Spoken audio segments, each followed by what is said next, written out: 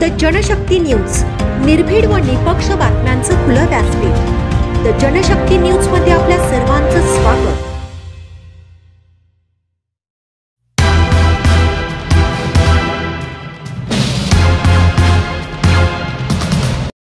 भिलवडीत संग्रामभाऊ देशमुख यांच्या प्रचाराचा झंझावात। पलूस कडेगाव तालुक्याच्या विकासाला भिलवडीकरांची साथ। संपूर्ण बातमी पाहूयात त्याआधी तुम्ही द जनशक्ती न्यूज चॅनलला सबस्क्राइब केलं नसाल तर नक्की सबस्क्राइब करा आणि बेल आयकॉनला क्लिक करून नोटिफिकेशन मिळवा, जेणेकरून आमचे अपडेट्स लवकरात लवकर तुमच्यापर्यंत पोहोचतील। पलूस कडेगावमध्ये एकच नाव संग्रामभाऊ, संग्रामभाऊ। पलूस कडेगावमधल्या लाडक्या बहिणीचा लाडका भाऊ संग्रामभाऊ, संग्रामभाऊ। पलूस कडेगावमधल्या लाडक्या बहिणीचा लाडका भाऊ संग्रामभाऊ, संग्रामभाऊ। 285 पलूस कडेगाव विधानसभा मतदारसंघातील महायुतीचे भारतीय जनता पार्टीचे अधिकृत उमेदवार संग्राम संपतराव देशमुख यांच्या प्रचाराला भिलवडी येथील नागरिकांचा, विशेषतः लाडक्या बहिणींचा उत्स्फूर्त प्रतिसाद।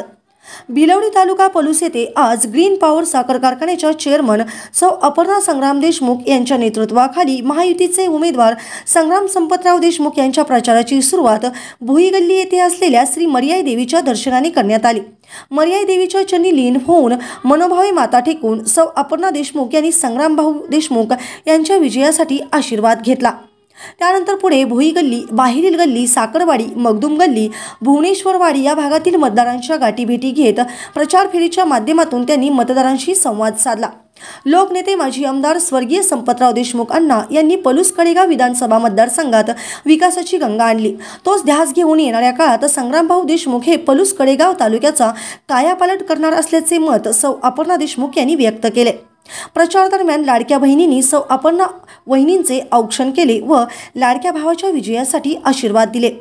तरुणाईचा जोम, महिलांचा सहभाग आणि ज्येष्ठ नागरिकांचे मार्गदर्शन मिळाल्याने या प्रचार फेरीला विशेष ऊर्जा मिळाली। संग्रामभाऊ देशमुख यांच्याकडून महिलांच्या मोठ्या अपेक्षा आहेत। त्या अपेक्षांची पूर्तता होण्यासाठी संग्रामभाऊ देशमुख यांना मोठ्या मताधिक्याने विजयी करावे असे आवाहन सौ अपर्णा देशमुख यांनी केले। यावेळी या दणदणीत प्रचार फेरीत त्यांच्या समवेत शिवानी देशमुख, माजी सरपंच रुपाली यादव, वैशाली यादव, शुभांगी यादव, आशाताई मोहिते, प्रिया यादव, वैशाली यादव, अनिता यादव, क्रांती रमेश पाटील, उज्ज्वला यादव, मनीषा यादव यांच्यासह असंख्य महिला, ग्रामस्थ व भारतीय जनता पार्टीचे कार्यकर्ते मोठ्या संख्येने उपस्थित होते। यावेळी द जनशक्ती न्यूजशी बोलताना अपर्णा देशमुख व रुपाली यादव काय म्हणाले ते पाहूयात सविस्तर व्हिडिओच्या माध्यमातून। नमस्कार, मी अपर्णा संग्राम देशमुख, 285 विधानसभा मतदारसंघात आपले संग्रामभाऊ उभा राहिलेले आहेत। संग्राम संपतराव देशमुख त्यांच्या प्रचारार्थ आज मी भिलवडीत फिरत आहे। तर भिलवडीत फिरताना आम्हाला महिलांचा खूप चांगला प्रतिसाद मिळत आहे। महिलांसाठी एवढ्या साऱ्या योजना महायुतीच्या शासनाने आणलेल्या आहेत की त्याचा तो लाभ महिलांना पहिल्यांदा तितक्या तळागाळापर्यंत मिळालेला आहे आणि महिला फार खुश आहेत। जसं की लाडकी बहीण असेल, मुलीच्या जन्मासाठी वयोश्री योजना आहेत, बस तिकीट हाफ झालेला आहे आणि त्यातल्या त्यात लाडकी बहीण योजनाचा इतका महिलांना चांगला फायदा झालेला आहे की त्यांचे दिवाळीच्या सणासाठी त्यांना त्याची फार मदत झालेली आहे। महिला त्याच्यामुळे खूप खुश आहेत। महिलांनी या ह्याच्यातून घरातलं साहित्य असो किंवा आपल्या माहेरी जाताना आपल्या भावाला पहिल्यांदा त्या स्वतः भाऊबीज घेऊन गेल्या असतील, त्याचा एक वेगळा आनंद त्यांच्या चेहऱ्यावर पाहायला मिळतो आणि त्या महिलांच्या साथीनेच महायुतीचे शासन नक्कीच निवडून येतील आणि संग्राम देशमुखांना चांगली मतं मिळेल अशी मला आशा वाटते। संग्राम भाऊंच्या प्रचारार्थ आम्ही आज भिलवडी गावामध्ये आलेलो आहोत। त्या निमित्ताने मी महायुती सरकारनं महिलांसाठी कुठल्या योजना आणल्या आणि आतापर्यंत जे भरीव प्रमाणात कार्य केले त्याचं 2 मिनिटात सांगते की महायुती सरकार 2014 पासून महिला सक्षमीकरणावरती काम करत आहे आणि आपल्या भिलवडी, पलूस, भिलवडी आणि ह्याच्यामध्ये सांगली जिल्ह्यामध्ये जुलै 2019 पासून महिला सक्षमीकरणावरती काम चालू आहे।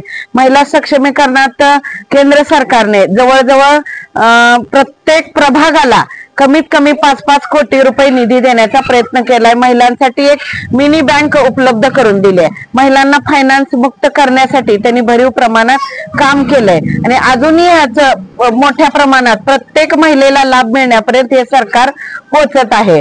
ऑलरेडी त्यांनी महिला फेडरेशन तालुका लेवलला फेडरेशन झालेलं आहे, जिल्हा लेवलला फेडरेशन बाकी आहे, ते होणार आहे.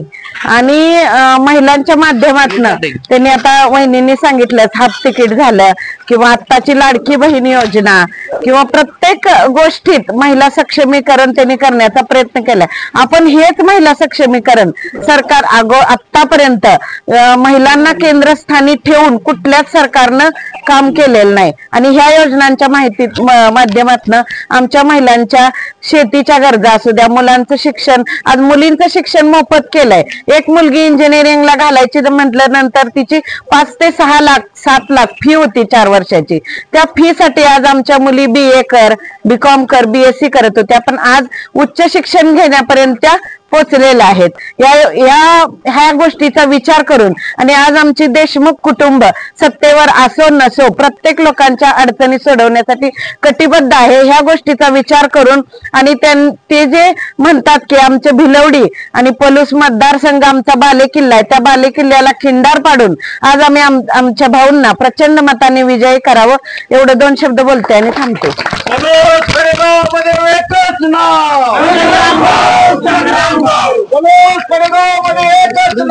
संग्राम